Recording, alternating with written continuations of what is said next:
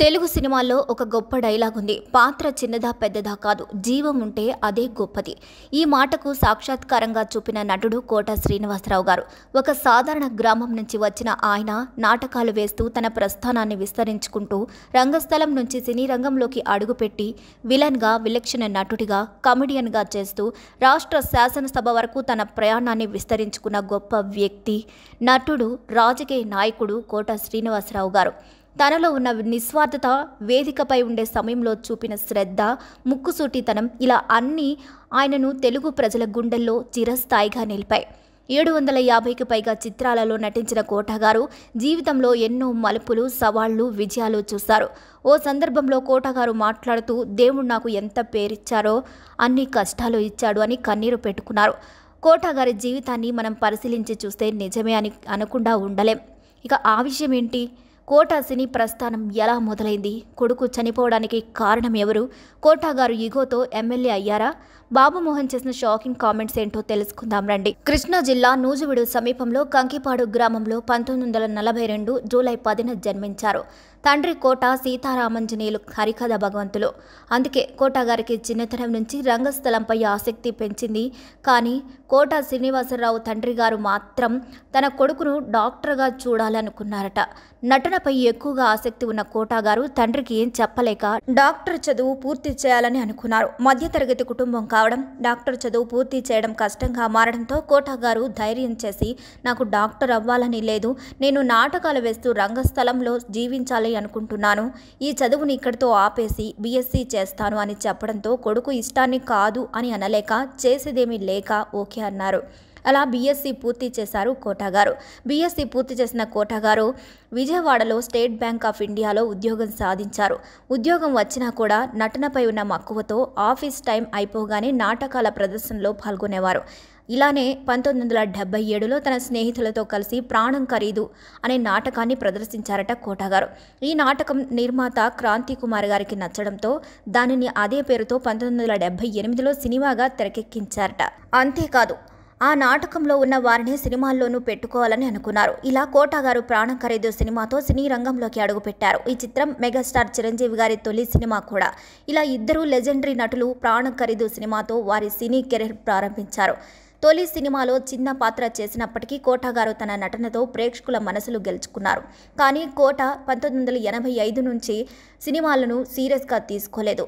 ప్రతిఘటన చిత్రం నుంచి సినిమాలో నటించడం మొదలుపెట్టారు. ఈ ప్రతిఘటన సినిమాలో ఆయన పోషించిన మినిస్టర్ కాసయ్య పాత్ర ఆయన కెరీర్కు బలమైన పునాది వేసింది. దానికి కారణం ఆయన పట్టుదల. క్యారెక్టర్కు తగ్గట్టు ఉండాలి అనుకునే కోట గారు తన సినిమాల్లో డైలాగ్ డెలివరీకి, యాసకు ప్రత్యేకత తీసుకొచ్చేవారు. దానికోసం కష్టపడేవారు. దర్శకులతో చర్చించి డైలాగులకు మెరుపులు దిద్దుకొని తన స్టైల్లో చెప్పేవారు. ఇలానే ప్రతిఘటన సినిమాలో నమస్తే తమ్మి అంటూ తెలంగాణ యాసతో అదరగొట్టారు. దీనికోసం ఆయన నిర్మాతలను, డైరెక్టర్లను పట్టుబట్టి మరీ ఆ యాసను నేర్చుకున్నారట.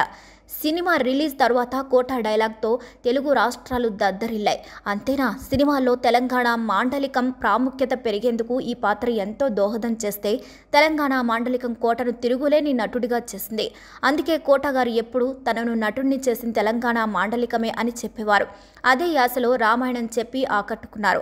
సినిమాలో ఆయన పలికిన వీడెవడండి బాబు, అయ్యా నరకాసురా, నాకేంటి మరి, నాకేంటి, గదైతే నేను ఖండిస్తున్నా వంటి కొన్ని డైలాగ్స్, మేనరిజమ్స్ ఎంతగానో పాపులర్ అయ్యాయి. కోట కెరియర్లో గుర్తుండిపోయే సినిమాల్లో అహనా పెళ్ళంట ఒకటి. పిసినారి లక్ష్మీపతిగా ఆయన నటన గురించి ఎంత చెప్పినా తక్కువే. ఓవైపు శత్రువు చిత్రంలో వెంకటరత్నం అనే కామెడీ విలన్గా, మరోవైపు గణేష్ మూవీలో సాంబశివుడు అనే సీరియస్ విలన్గా నటించి మెప్పించారు. నవ్వివ్వడంలోనైనా, ఏడిపించడంలోనైనా, విలనిజం పండించడంలోనైనా తనకు తానే సాటి అని నిరూపించారు. గురు నారాయణగా గాయం, నల్లసీనుగా రక్షణ, అల్లాడిన్గా మణి, పోతురాజుగా మామగారు, తాడి మట్టయ్యగా హలో బ్రదర్ పాత్రలు చేసి కోట ప్రేక్షకుల్లో చెరగని ముద్ర వేశారు. తండ్రిగా, తాతగా, ముత్తాతగా, అవినీతిపరుడైన రాజకీయ నాయకుడిగా, కోడల్ని పెళ్లి చేసుకోవాలనుకునే కపట మామగా, కామెడీ విలన్గా, నవ్వించే పోలీసుగా, బయటపెట్టే మాంత్రికుడిగా ఇలా ఎన్నో పాత్రలకు ఆయన జీవం పోశారు కోట.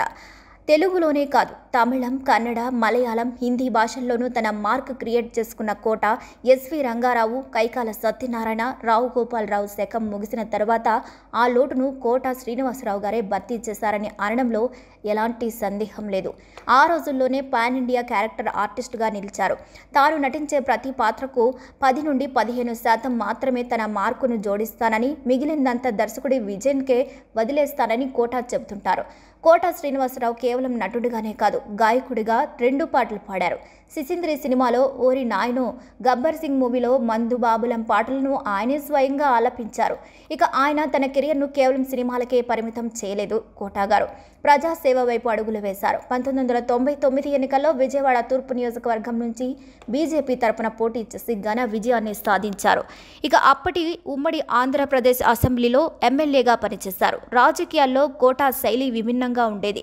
అసెంబ్లీలో హుందాగా వ్యవహరించడమే కాకుండా సహచరులు ఎవరైనా హాస్యంగా మాట్లాడితే వెంటనే స్పందించేవారు. ప్రజలకు ఎప్పుడూ అందుబాటులో ఉండేవారు. అయితే 2004 తర్వాత ఆయన రాజకీయాలకు దూరం అయ్యారు. అయితే కోట రాజకీయాల్లోకి రావడానికి ఓ సరదా కారణమే ప్రేరణగా మారిందని బాబుమోహన్ గతంలో ఇంటర్వ్యూలో చెప్పారు. నేను ఎమ్మెల్యే అయిన తర్వాత గన్మెన్లతో షూటింగ్కు వెళ్తే అది చూసి కోట అసూయపడేవాడు. ఒక రకంగా తనకు కూడా గన్మెన్లు ఉండాలన్న ఉద్దేశంతోనే కోట ఎమ్మెల్యేగా పోటీ చేసి గెలిచారు.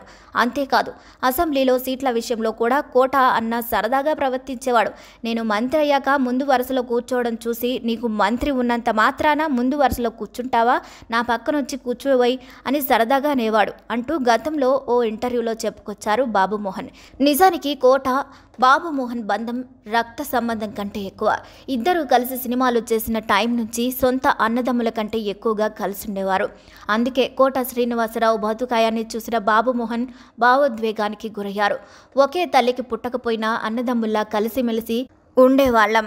ఈరోజు మా కోటన్న నాకు చెప్పకుండానే వెళ్ళిపోయాడు. ఇది చాలా దురదృష్టకరమైన రోజు. కోటన్న నాకెంతో ఆత్మీయుడు. ఇద్దరం కలిసి సినిమాల్లోనే కాదు, బయట కూడా ఎంతో సరదాగా ఉండేవాళ్ళం. 2 రోజుల క్రితమే ఫోన్ చేసి మాట్లాడా. ఇంటికొచ్చి కలుస్తానని చెప్పా. నేను వచ్చేసరికి నా కోట అన్న వెళ్ళిపోయాడు. ఇంటికి ఎప్పుడు వెళ్ళినా ఎంతో ఆప్యాయంగా పలకరించేవాడు. ఆయనకు రక్తం పంచుకొని పుట్టిన అన్నదమ్ములున్నా నన్ను సొంత తమ్ముళ్లా భావించేవాడు. ఏ ఊరికి షూటింగ్కి వెళ్ళినా పక్క గదుల్లోనే ఉండేవాళ్ళం. షూటింగ్ ఉన్నప్పుడు భోజనం సమయంలో నాకు అన్నం కలిపి తినిపించేవాడు. ఇలాంటి జ్ఞాపకాలు నా జీవితంలో ఎన్నో ఉన్నాయి. సినీ ఇండస్ట్రీలో కోటన్న నాకెంతో అండగా నిలబడ్డాడు. తాను ఎక్కడున్నా ఫోన్ చేసి నా క్షేమ సమాచారాలు తెలుసుకునేవాడు. 2 రోజుల క్రితమే ఫోన్ చేసి మాట్లాడుకున్నాం. ఇంటికొస్తా అని చెప్పాను. ఈలోగా నాకు చెప్పకుండానే వెళ్ళిపోయాడని కన్నీరు పెట్టుకున్నారు బాబుమోహన్. ఇలా ఎందరి అభిమానాన్నో పొందిన కోట ఎన్నో అవార్డులు, రివార్డులు అందుకున్నారు. 2015లో భారత ప్రభుత్వం ఆయన్ను పద్మశ్రీతో సత్కరించింది. కోట గొప్ప నటుడిగానే కాకుండా ఎంతో నిరాడంబరంతో, క్రమశిక్షణతో సినీ ప్రయాణాన్ని కొనసాగించిన వ్యక్తిగా అందరికీ ఆదర్శప్రాయంగా నిలిచారు. ఇంతటి సక్సెస్ఫుల్ నటుడైన కోట గారి జీవితంలో ఊహించిన దానికంటే 1000 రెట్ల అభిమానం, వందలాది సినిమాలు చేసి సంపాదించిన కోట్లాది ఆస్తి అయినా కోట మనసు సంతోషించలేదు. పైగా గుండెల్లోని దుఃఖం తనను వెంటాడుతూనే ఉంది. తన జీవితమే ఓ కష్టాలమయంగా, అటువంటి వలయంలో కూడా ఇంతటి ఘనకీర్తిని సాధించారు కోట గారు. ఆ కష్టాల గురించి స్వయంగా కోట గారే ఓ ఇంటర్వ్యూలో చెప్తూ కన్నీరు పెట్టుకున్నారు. ఆ సంఘటనలను ఆయన మాటల్లోనే, నాకు 1968లో రుక్మిణితో పెళ్ళైంది. 1973లో నా భార్య డెలివరీ అయినప్పుడు ఓ విషాదం జరిగింది. ఆమె తల్లి చనిపోయారు. అప్పుడు నా భార్యకు చిన్నగా షాక్ లాంటిది వచ్చింది. దాన్ని నేను గమనించలేకపోయాను. తర్వాత తను సైక్రియాటిక్ పేషెంట్గా మారిపోయింది. 30 ఏళ్ల పాటు నేనెవరో కూడా గుర్తుపట్టలేదు. తను తిట్టినా ఓర్పుగా సహించాను. ఎందుకంటే తను నా భార్య. ఈ విషయం నాకు క్లోజ్గా ఉండేవారికి మాత్రమే తెలుసు. ఎవరికి చెప్పలేదు. ఇలా చాలా ఇబ్బంది పడ్డాను. ఇక మరో విషయానికి వస్తే, నా రెండో కూతురు ఎంకామ్ చదివింది. ఎప్పుడూ రిక్షా ఎక్కలేదు అని విజయవాడలో బంధువులతో కలిసి రిక్షా ఎక్కింది.